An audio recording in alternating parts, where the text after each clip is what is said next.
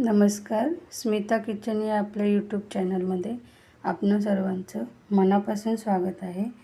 तर आज आपण आवळा कँडी कशी करायची हे पाहणार आहोत। तर त्यासाठी इथे बघा मी 1 किलो आवळा आहे हा। तर 1 किलो आवळा स्वच्छ धुवून 15 ते 20 मिनिटं पाण्यावर वाफवून घेतलेला आहे आणि अशा त्याच्या फोडी वेगवेगळ्या केलेल्या आहेत। इथे पाहू शकता तुम्ही, हे एवढ्या बिया निघालेल्या आहेत आवळ्याच्या।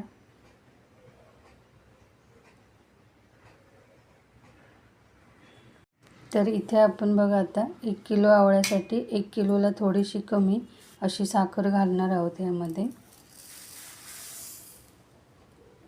आणि ह्याला छान असं मिक्स करून घ्यायचं आहे साखरेमध्ये।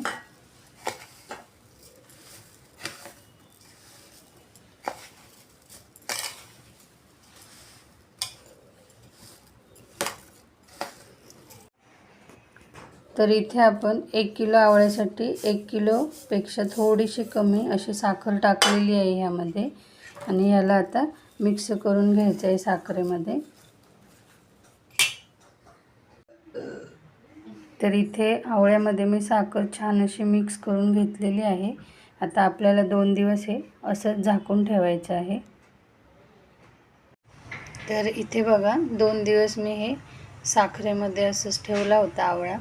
तर आता मी हे साखरेचा पाक झालेला आहे बघा इथे। तर ह्याच्यातून मी आता हा आवळा वेगळा करणार आहे।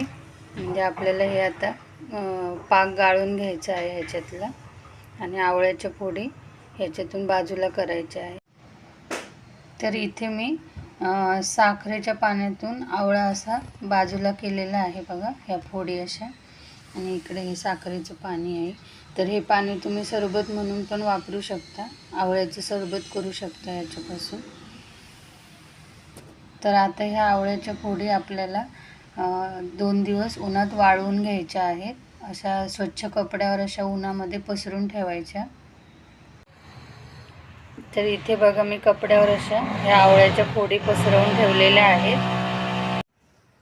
आता हे मी 2 दिवस असं उन्हात वाळवून घेतलेलं आहे। हे बघा छान असं सुकलेलं आहे आपलं। आता मिक्सरच्या भांड्यामध्ये मी पिठी साखर दळून घेतलेली आहे। आता पिठी साखर आपण ह्या आवळ्यावरती मिक्स करणार आहोत। तर इथे बघा मी ही पिठी साखर ह्या आवळ्यावरती टाकून घेते अशी,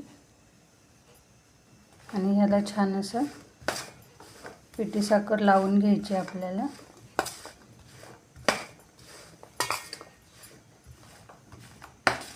अशा पद्धतीने आता मी हाताने मिक्स करणार आहे ह्याला।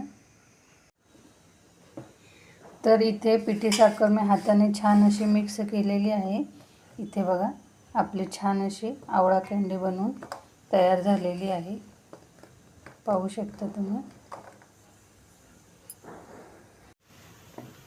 तर इथे आपली छानपैकी आवळा कँडी बनवून तयार झालेली आहे।